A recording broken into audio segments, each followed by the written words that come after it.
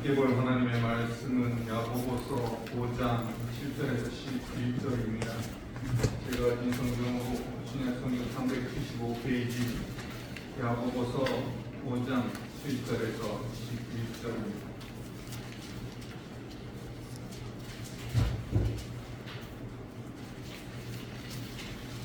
야고보서 5장 7절에서 11절.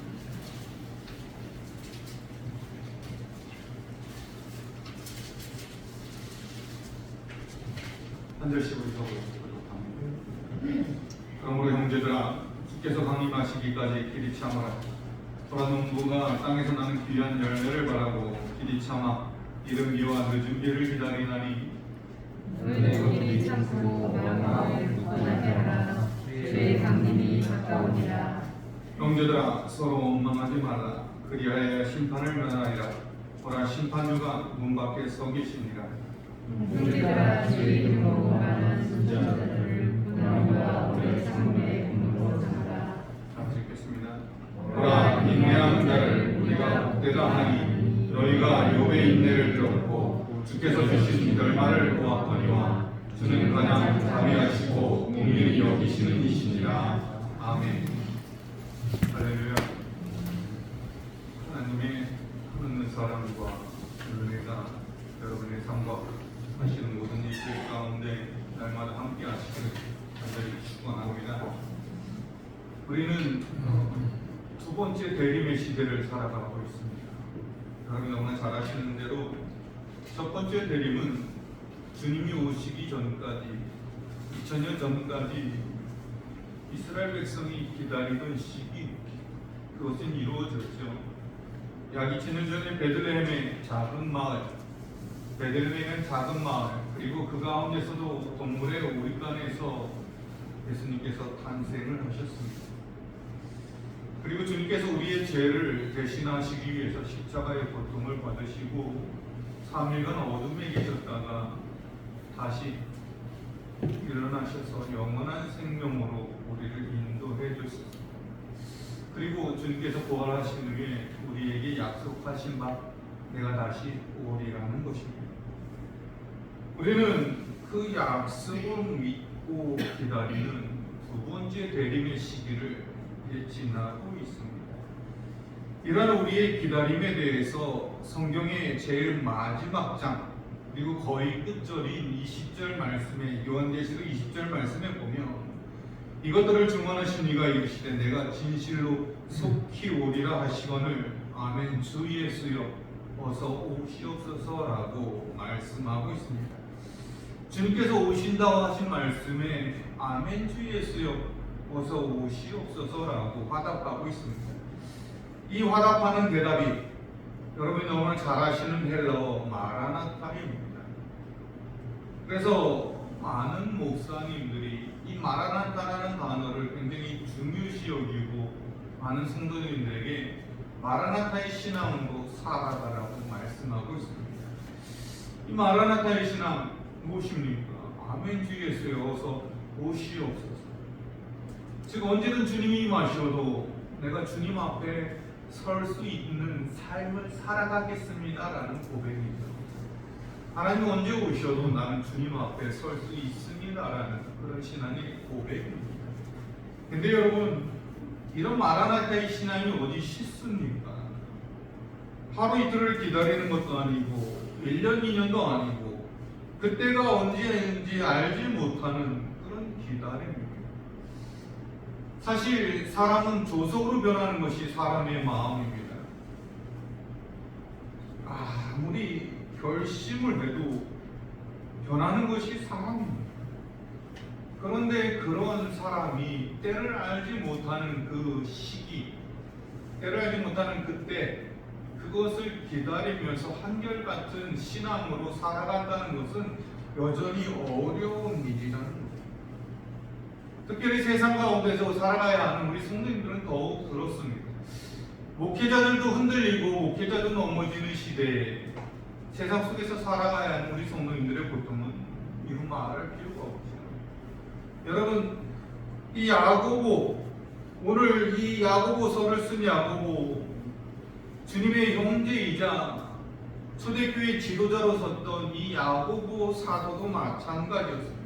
그 살아가던 시대도 마찬가지였습니다. 주님께서 곧 오신다는 약속을 믿고 모든 재산을 털어가며 서로 공유하며 살아가고 있었는데 그 시기가 점점 자신들이 죽음이 가까워도 오시지 않는 것입니다. 또한 그들이 정말 로마로부터 핍박을 당하고 또 이스라엘 유대인들로부터 핍박을 당하고 수많은 사람들이 순교의 대열에 서고 있는데 주님이 오시지 않는 것입니다. 그러면서 많은 이들이 주님이 오시지는 않는 것, 안 오시는 것은 아닐까라는 그런 의심이 사람들 가운데 들기 시작했다는 거죠. 그래서 그리스도인들에게 이 야고보 사도는 그럼에도 불구하고 마라나타의 신앙으로 살아가야 하고 있는 거죠. 오늘 본문을 통해서 주님의 약속은 반드시 이루어진다 말씀하는 거죠. 그러면서 그러한 고난에 지지 않는 삶을 살아가라. 때가 언제일는지 알지 못하지만 우리가 종말을 기다리는 삶을 살아가라고 말씀하고 있다. 그러면 주의 형제 야고보 사도가 오늘날 우리에게도 권하는 그 기다림의 자세는 무엇입니까? 첫 번째로 주님이 강림하시기까지 참으며 살아야 한다. 즉 인내하며 살아가야 한다는 것입니다. 오늘 보면 7절 말씀을 보면 그러므로 형제들아 주께서 강림하시기까지 길이 참으라. 보라 농부가 땅에서 나는 귀한 열매를 바라고 길이 참아 이른 비와 늦은 비를 기다리나니라고 말씀하고 있습니다. 여러분 우리가 주님 오시기를 기다리며 참는 것이 농부가 열매를 바라며 비를 기다리는 것 같이 기다리는 삶을 살아야 한다는 거예요.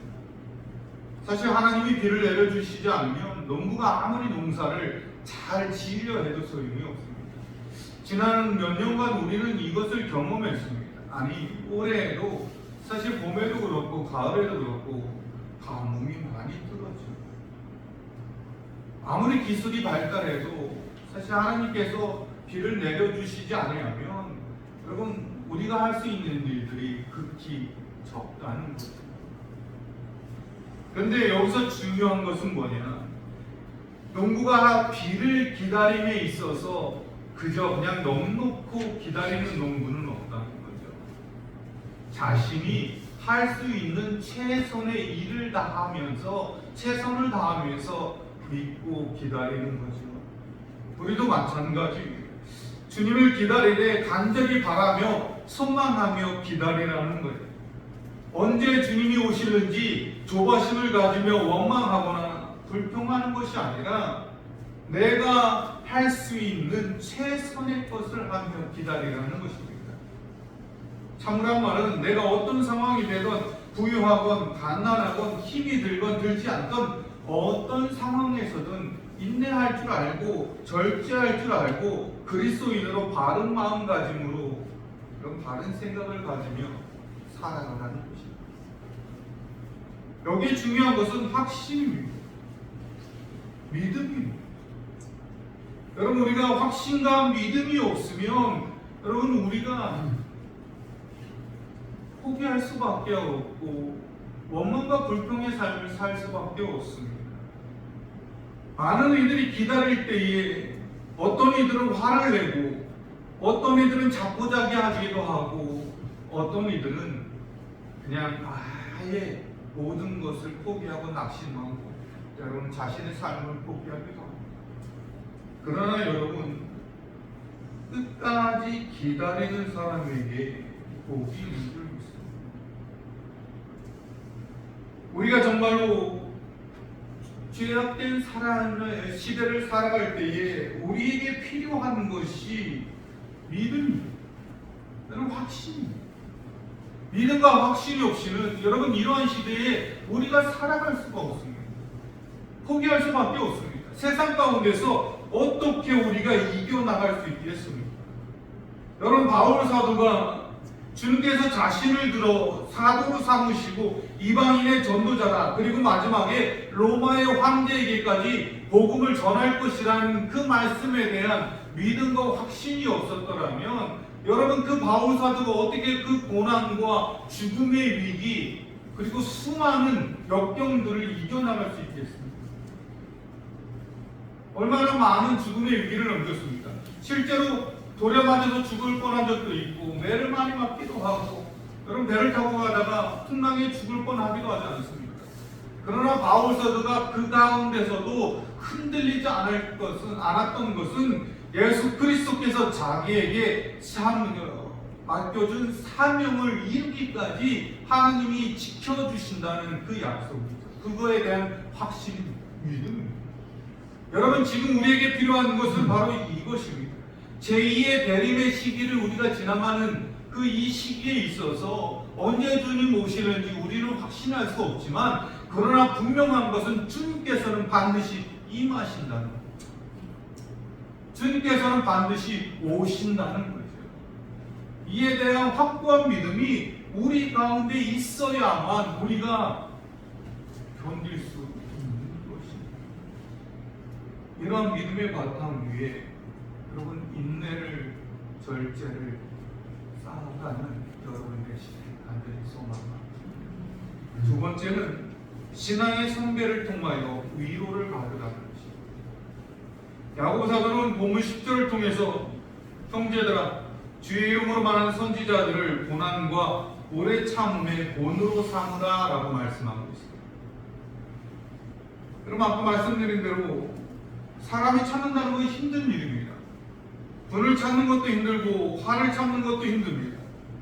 금식을 잘 못하는 이유는 배고픈 것을 참는 것이 힘들기 때문입니다. 경건 생활을 못하는 것은 즐기고 싶은 마음을 절제하기가 힘들기 때문입니다. 그러니까 세상의 모든 죄는 사실 참지 못하기 때문에 그래서 짓는 것입니다. 고한 짓도 하고 먹은 짓도 하고 지혜롭게 할 만큼 탐스럽기도 한 것을 과감하게 잘라내지 못하기 때문입니다. 그것을 참을 만한 힘이 있으면 여러분 그 사람은 승리할 수 있습니다. 그렇다면 참아내기 어려운 순간에 무엇을 보면서 참아야 합니까? 우리의 고난과 인내의 본을 삼을 만한 사람이 누가 있습니까? 주님의 이름으로 말한 선지자들을 본으로 삼으라. 야고보 사도는 말하는 것입니다. 주님의 이름으로 고난을 참고 견딘 선지자들을 바라보라는 것입니다. 그러면서 야고보 사도가 12절 밑에서 예로 들은 사람이 바로 욥입니다. 그는 말할 수 없이 많은 고난을 받았지만 참고 견디지 않았느냐는 것입니다. 그리고 그가 후에 받은 상이 얼마나 큰 것인지를 보라는 것입니다. 그는 엄청난 재물을 가지고 있었습니다. 상상할 수 없는 만큼의 큰 재산이었습니다. 건강하고 아름다운 자식이 10명이나 있었습니다. 부러울 곳이 없었습니다. 그런데 모든 재산이 하루 만에 날아갔습니다. 거기에 더하여 여러분 자녀들이 하루 한날에 죽었습니다. 재산이 없어져도 가족이 있으면 기둥 같은 자녀들이 있으면 언젠가 회복할 수 있는 그런 기회가 있을 텐데 그런데 자식들이 죽었습니다. 한 명만 죽어도 가슴이 정말 찢어지고 무너질 텐데 한 명도 아닌 10명의 자녀들이 하루아침에 그냥 죽임을 당한 거죠. 얼마나 힘들었겠습니까? 얼마나 괴롭겠습니까? 그런데 거기에 더하여 아내라도 함께 있으면 좋을 텐데 아내마저 저주하라고 폭언을 퍼붓습니다. 친구들이라고 찾아와서 잠깐 울고는 그 다음부터 내가 이렇게 어려움은 고난은 내 죄 때문이라고 신랄하게 비판을 합니다. 근데 그럼에도 욥은 참았다는 거지요. 견뎠다는 거지요. 왜 그렇습니까?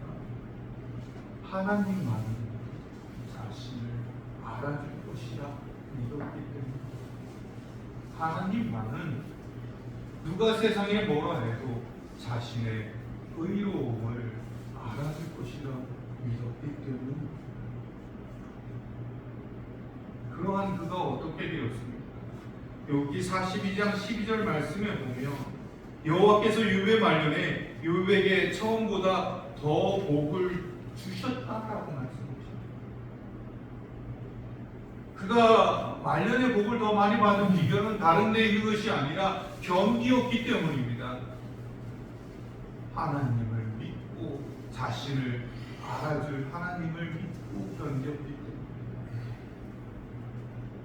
여러분 이처럼 그러한 욥이 당한 고난도 참은 사람이 있을지인데 그보다 못한 고난을 세상 가운데서 당하는 우리가 견디지 못할 이유가 없다는 것이죠.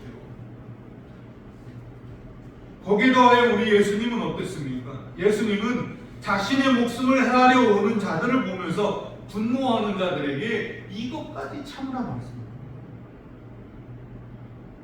주님이 힘이 모자라서 잡힌 것이 아니라 죽은 것이 아니라 우리들을 위하여 부활의 영광을 위하여 하나님이 예수 그리스도께서 믿음의 모델을 보여주시며 참으신 거죠.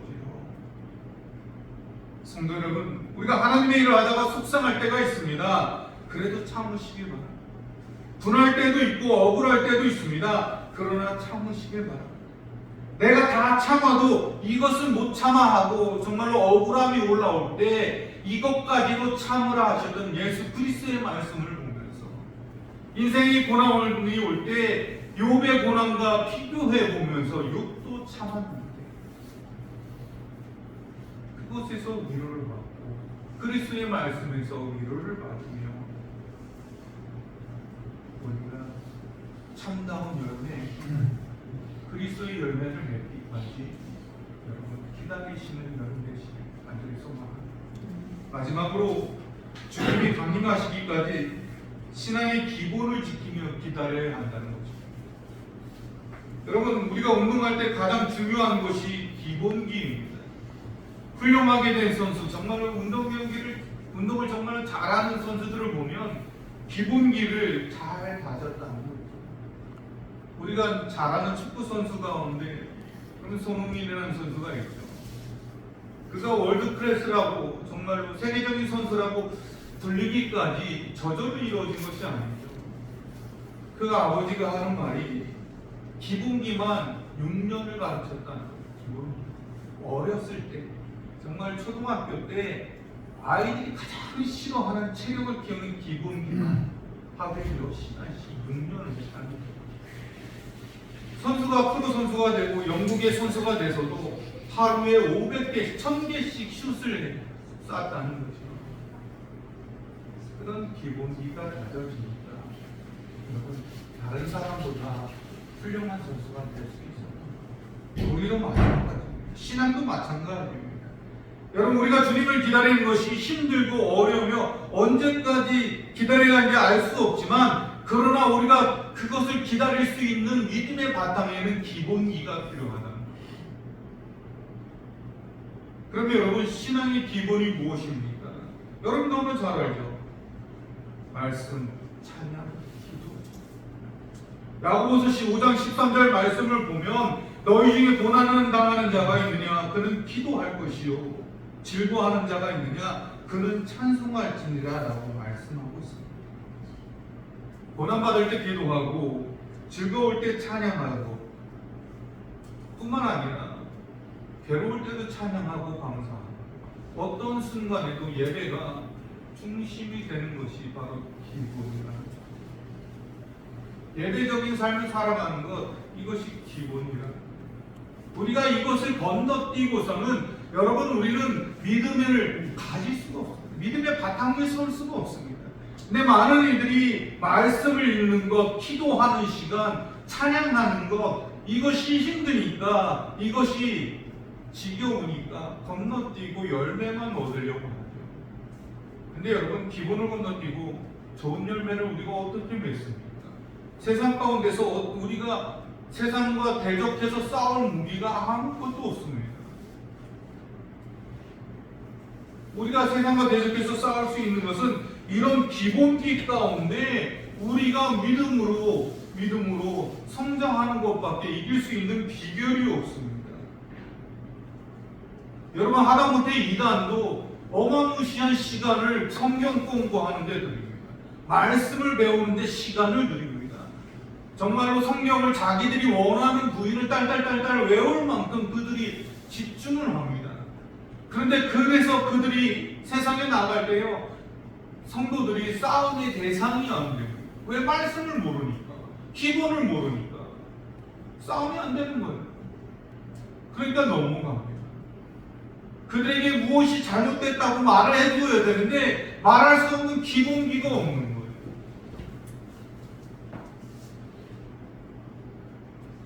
여러분, 그러니까 주님이 오시기까지 기다린다 말하면서 기본기 없이는 우리는 결코 기다릴 수 없음을 알아요. 말씀을 배울 필요가 있습니다. 말씀을 읽을 필요가 있습니다. 기도하는 목숨을 걸고 기도에 나옵니다.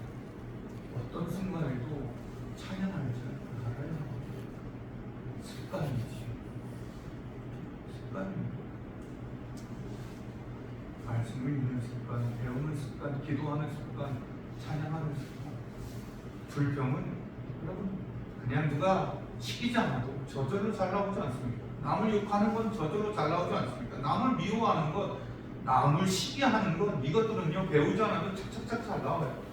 그러나 말씀과 기도와 찬양, 경건은 훈련하지 않으면 결코 이루어질 수 없다는 거죠. 그래서 바울 사도가 사랑하는 디모데에게도 경건의 훈련을 강조하는 것입니다. 그래야 우리가 견딜 수 있습니다. 이길 수 있습니다. 승리할 수 있습니다.